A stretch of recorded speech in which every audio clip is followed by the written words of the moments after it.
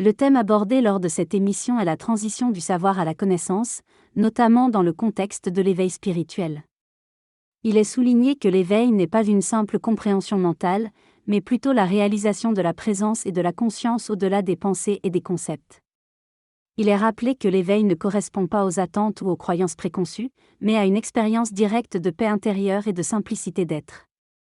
Les différentes voies spirituelles visent à ramener à l'unité et à la vérité intérieure, et il est noté que cette réalisation semble accessible de plus en plus facilement à notre époque. Quant aux problèmes de santé, il est suggéré que la réalisation de soi peut contribuer à guérir certaines maladies liées à des blocages émotionnels profonds. Des rencontres sont prévues à venir et des échanges sont partagés sur la compréhension non conceptuelle de la réalité. Le dialogue aborde des notions d'éveil spirituel et de connaissance de soi. Il est question de la différence entre le savoir intellectuel basé sur des repères et la connaissance intime de son être profond. Les interlocuteurs évoquent l'idée selon laquelle vivre en pleine conscience de son essence pourrait favoriser la santé et la guérison.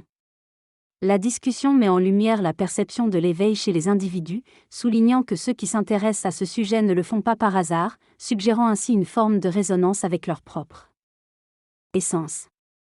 Le dialogue met en avant l'idée que la véritable connaissance de soi et de l'univers dépasse le domaine du savoir intellectuel pour rejoindre une réalité plus vaste et profonde. Il est question de se concentrer sur une paix intérieure que l'on peut ressentir à travers des partages, la méditation, ou toute autre source de joie. L'idée est de ne pas se laisser emporter par les pensées du mental, mais de revenir à une simplicité d'être, sans chercher à contrôler ou accumuler des connaissances pour sécuriser l'ego.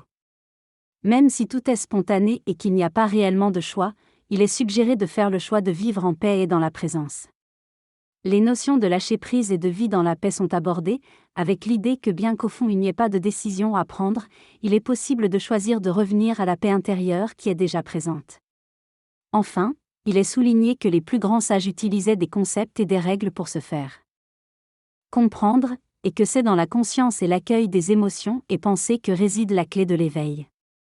Le processus de réalisation et d'éveil peut se manifester dans le cadre de l'alchimie comme la réalisation du soi, symbolisée par le grand œuvre, la quête du Graal. Certains pensent que l'objectif de l'alchimie est de faire disparaître l'univers pour revenir à l'unité originelle, en s'éloignant de l'illusion pour retrouver la réalité. Il peut être difficile de se désidentifier du personnage social et familial pour découvrir sa vraie nature.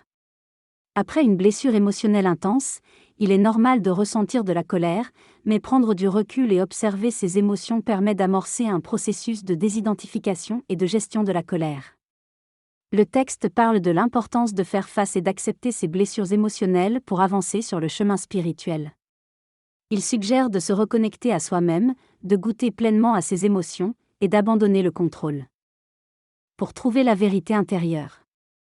Il aborde également le thème de l'éveil spirituel, invitant à accepter l'idée d'être potentiellement le dernier à s'éveiller et à se plonger dans la peur pour trouver la paix. Enfin, il évoque la notion d'éveil en tant qu'abandon de l'identification à l'ego et de relativiser la quête de reconnaissance de l'éveil. Être éveillé n'est pas une question de savoir, mais de réalisation de sa vraie nature. Cette prise de conscience ne se base pas sur des explications rationnelles, mais sur un vécu profond et direct de l'unité intérieure. Il est dit qu'il n'est pas le personnage qui s'éveille, mais la réalisation que nous ne sommes pas ce personnage, mais plutôt l'espace conscient qui sous-tend tout.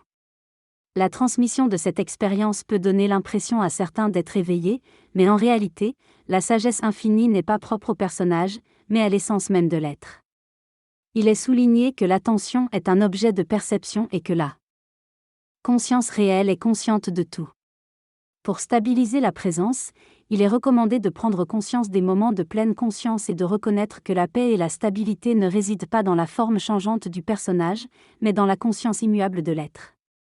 L'essence de ce discours est la notion de mouvement constant de l'ego, de la nature changeante de notre être qui doit être acceptée.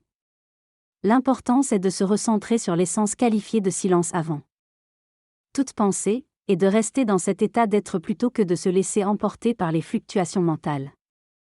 Il est évoqué l'expérience d'éveil temporaire où l'on prend conscience que tout est déjà présent, mais qu'il est facile de retomber dans l'identification à l'ego par habitude.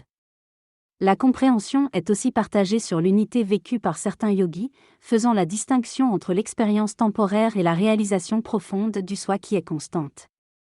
En définitive, il est suggéré de se consacrer à l'exploration de cet espace intérieur pour permettre l'éveil à se dévoiler naturellement. Dans cette conversation, l'intervenant souligne que la complétude ne peut être trouvée à l'extérieur de soi-même.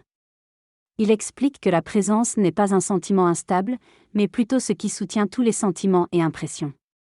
La paix et l'amour sont des termes utilisés pour désigner cette réalité indescriptible.